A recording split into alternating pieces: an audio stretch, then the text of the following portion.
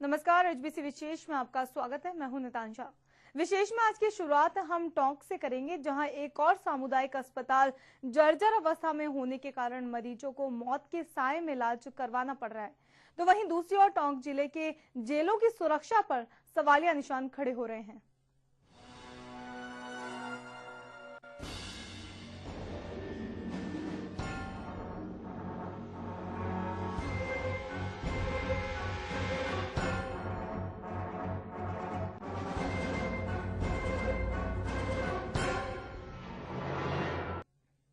टूटी हुई छत, गंदगी से अटे पड़े जर्जर भवन, कुछ ऐसा ही नजारा है टोंक जिले के मालपुरा कस्बे के राजकीय सामुदायिक अस्पताल का, जहां जर्जर हो चुका अस्पताल का भवन किसी भी समय बड़े हादसे का कारण बन सकता है।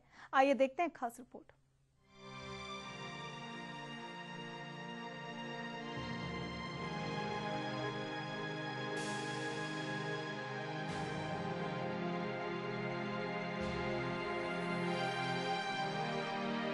जरा देखिए टूटी हुई छत और उनके नीचे इलाज करवाने को मजबूर इन लोगों को, जो मौत से जिंदगी की जंग जीतने के लिए अस्पताल में आए हैं।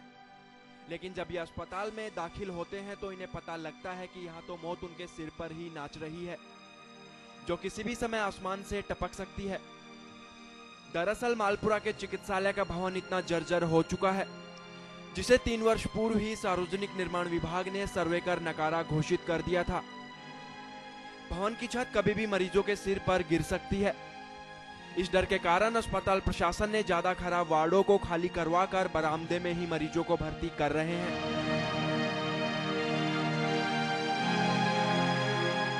ये बिल्डिंग काफी पुरानी है और क्योंकि ये काफी खराब हालत में थी, इसलिए सरकार ने नई बिल्डिंग बनाने की अनुमति दी थी और नई बिल्डिंग बनकर तैयार हो गई है।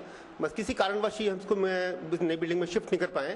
बाकी नई बिल्डिंग बिल्कुल बढ़िया और तैयार है। इंजीनियर साहब से हमने यहाँ पे जो डिपार्टमेंट है उसको हमने बात करके उनसे उनका ओपिनियन लिया था, तो उन्होंने इसको काफ़ी खराब जर्जर हालत में घोषित कर दिया है और उन्होंने ये भी कहा है कि इसको इस्तेमाल ना किया जाए। लेकिन कितनी कारणों से हम इसको भी इस्तेमाल कर रहे हैं, ये तो मैं आपको जवाब नहीं दे पाऊंगा, क्योंकि सरकार के लेवल का मामला है। मेरे को तो सरकार जो आदेश देगी मैं उस तरह कर सकता हूँ। अगर सरकार यहाँ बना के रखेगी तो हमें अच्छी बात, खुशी की बात है, हमें तो मना क्यों नहीं। रिपेयरिंग कराने के लिए हमने गवर्नमेंट को लिख रखा है और पीडब्ल्यूडी को भी हमने एस्टिमेट के लिए लिख रखा है, लेकिन अभी तक इस पर कोई हमें जवाब नहीं मिला।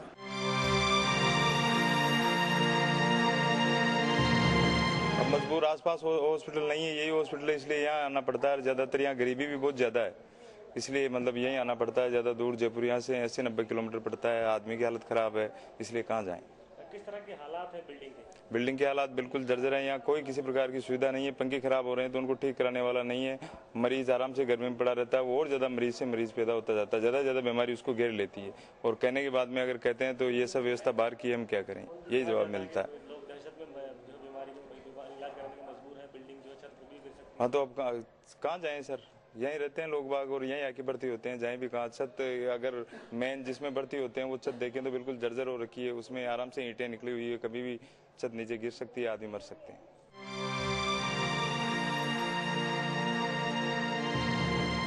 भवन के जर्जर होने के कारण मरीज ही नहीं, उनके परिजन भी दहशत के बीच अपने परिजनों की तीमारदारी करने को मजबूर हैं, क्योंकि मालपुरा में आसपास के गाँव के लोगों के लिए केवल एक ही सरकारी अस्पताल है, जो कि आवागमन की सुविधा के लिहाज से एकमात्र अस्पताल है। लेकिन अस्पताल की हालत और सुविधाओं की बात की जाए तो ऐसा कुछ भी नहीं है जो मरीजों को सहूलियत प्रदान कर सके।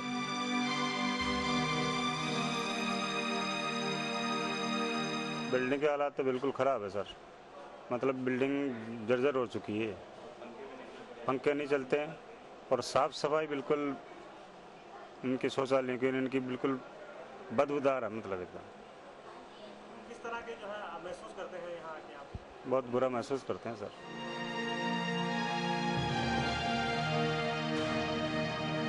इसमें बिल्डिंग कभी भी गिर सकती है, हर जगह छीन हो रखा है, इसमें कोई सुविधा भी नहीं है।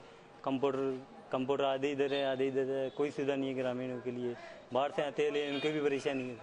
कहीं ऐसा लगता है कि कहीं जो बिल्डिंग है लोगों को उसमें हालात इसमें भी खराब है, कहीं भी गिर सकती है, उसमें भी परेशानी है। नहीं, मैं अभी सीखते हुए नहीं है, अभी तो हो रहा नहीं है, कुछ राजनीति चल रही है अभी तो इसमें।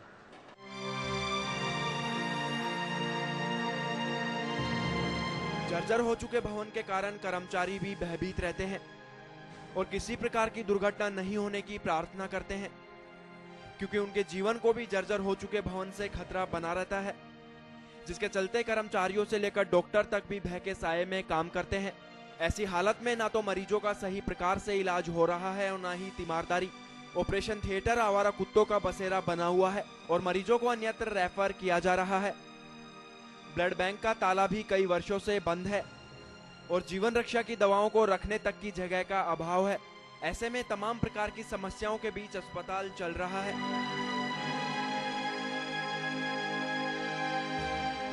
हॉस्पिटल की बिल्डिंग पूरी जर्जर हो चुकी है, गिर गई है और हमने कितनी बार इंचार्ज को लिख के भी दिया है, एसडीएम साहब को भी लिख के दिया कि ये बिल्डिंग नए हॉस्पिटल में शिफ्ट कर दी जाए। मरीजों को और हमारे को बहुत डर रहता है भाई ये बिल्डिंग कभी भी मौत का शिकार बन सकती है।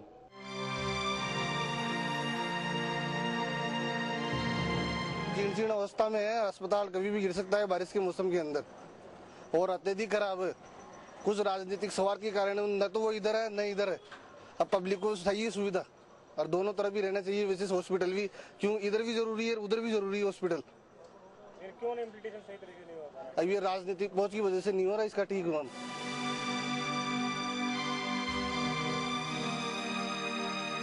जर्जर भवन के चलते यहाँ मरीजों को मौत के साये में रहना पड़ता है। ऐसे में आखिर कब तक मरीजों को इसका सामना करना पड़ेगा? शायद प्रशासन को किसी बड़े हादसे का इंतजार है।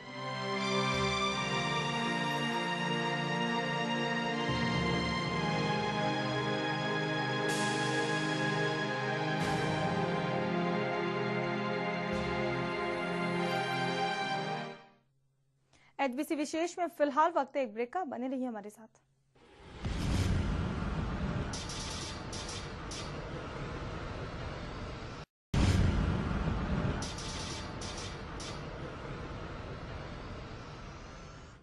ब्रेक के बाद आपका स्वागत है।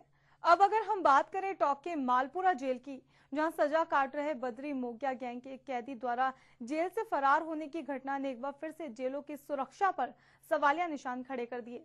आखिर वो कौन सी लापरवाही है जिसके चलते जेल और पुलिस हिरासत से कैदियों को भागने में आसानी होती है, या फिर जेल से ही चलता है अपराधियों का नेटवर्क?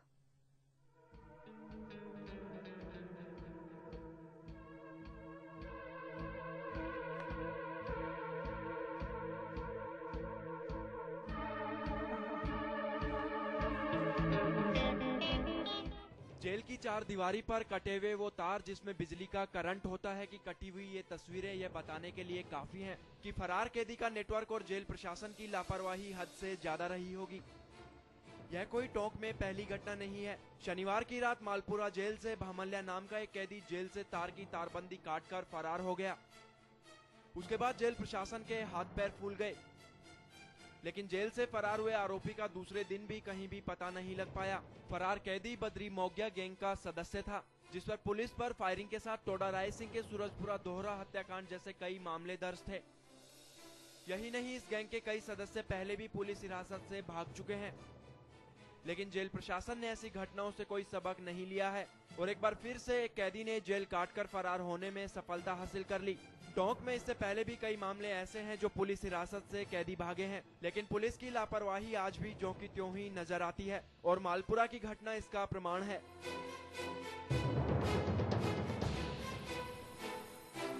समय पहले ये पुलिस फायरिंग के दौरान गिरफ्तार हुआ था। पुलिस के साथ इसने फायरिंग की थी। गिरफ्तारी के बाद ये मालपुरा जेल में चल रहा था।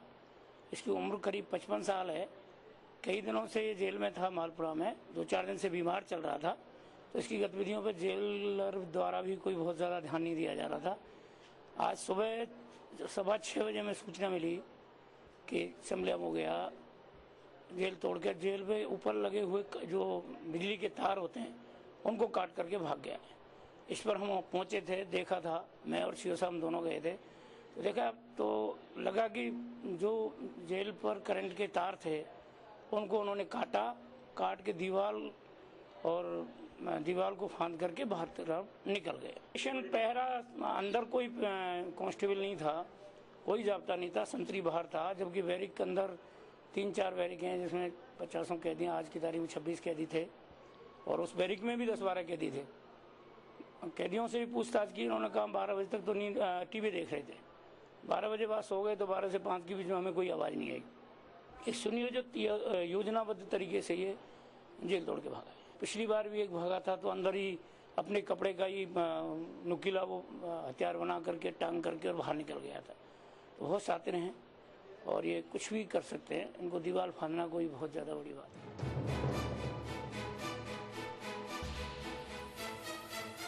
बद्री मौग्या, रामकुमार, कमलेश और न जाने कितने ही ऐसे मामले हैं जिनमें पुलिस द्वारा पेशी पर ले जाने या फिर जेल से कैदी भागने का प्रयास करते हैं। कभी पकड़े जाते हैं तो कभी फरार हो जाते हैं और बाद में सांप निकल जाने पर पुलिस लकीर पीटती है।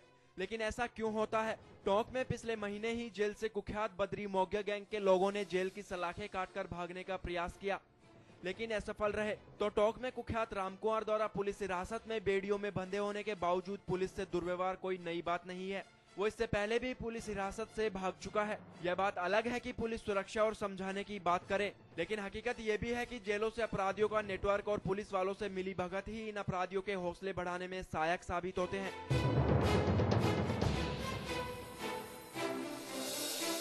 राम कुमार खटीक हमारे पुरानी टोंक थाने का एचएस है और इसका रिकॉर्ड काफ़ी बड़ा मारपीट का 307 के मुकदमे, अपहरण के सभी तरह के इसके मुकदमे इसके खिलाफ दर्ज हैं, जिनमें इनमें कई मुकदमे इसकी सजा भी हो रही है। जो अभी आजकल इसको यहाँ हमारे टोंक से इसको बूंदी जेल में ट्रांसफ़र कर दिया गया है। इसके गुंडा एक्ट में भी इसके हमने इस्तिगासा पेश किया हुआ है, जिसकी आज तारीख पेशी श्रीमान एडीएम साहब के यहाँ थी।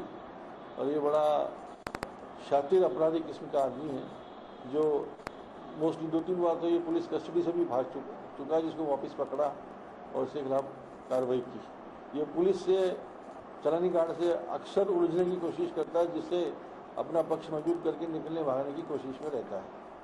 तो इसको विशेष तौर से विशेष निगरानी, विशेष जाब्ता लगाया जाता है और इसकी बेड़ी भी लगी हुई है अदालत के आदेश के मुताबिक, जिससे ये भागे नहीं। और तरह की बात फिर भी ये अपने पक्ष रखने में, क्योंकि ये इतने मुकदमे होने के बाद अपराधी खुद शातिर वकील टाइप की पेशी करने लग जाता है, तो उसको सारी सुरक्षा से देखते हुए उसको सारे काम लगाए जाते हैं और होशियार अधिकारी इसकी विशेष चलानी गार्ड में लगाए जाते हैं। पुलिस हिरासत से भागने का प्रयास करने की यह तस्वीर भी टोंक की ही है, जबकि कोर्ट में पेशी के दौरान बद्री मौग्या गैंग का कमल्या उर्फ कमलेश नाम का यह अपराधी, जिस पर हत्या, लूट जैसे कई अपराध दर्ज हैं, यह इसी साल 8 फरवरी को कोर्ट परिसर की बैरक से ताला तोड़कर फरार हुआ और मुख्य बाजार तक जा पहुंचा। लेकिन आम जनता द्वारा पुलिस की मदद से इसे पकड़ लिया गया और ऑटो में डालकर जनता की पिटाई से घायल होने के बाद अस्पताल ले जाया गया। इस घटना में भले ही अपराधी जनता के सहयोग से पकड़ा गया हो, लेकिन सवाल यह उठता है कि जब वो ताला तोड़कर फरार हुआ तो उस समय चालानी गार्ड क्या कर रहे थे?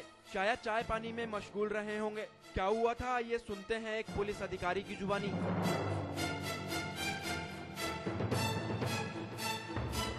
हवालात का ताला तोड़ करके और यहाँ से भागने लगा, तो हमारी नजर पड़ते हमने इसका पीछा करके और इसको आगे वहाँ मेन बास गेट के पास जाते जाते इसको दबोच लिया और वहाँ से ला करके वो इसको कोतवाली लगे। कोतवाली से हमने मतलब इसको हॉस्पिटल में एडमिट करवा दिया और लाइंस पुलिस से गार्ड, इसकी सुरक्षा के लिए गार्ड के लिए श्रीमान आरआई साहब को निवेदन कर दिया है। और इससे पूर्व में भी भाग चुका है? इससे पूर्व में का भाग गया, ये 2-3 दफा की सुनने में 2-3 दफा भगा है पहले भी ये।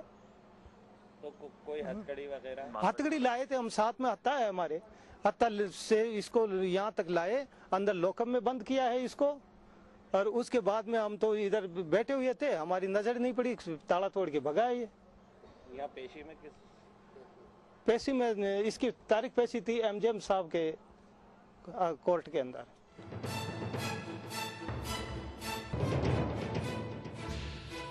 जेल से भागना इतना आसान नहीं होता, लेकिन इसे आसान बनाती है कभी चालानी गार्डों की लापरवाही तो कभी जेल प्रशासन का लोभ। HBC न्यूज के लिए टोंक से रवि टेलर की रिपोर्ट।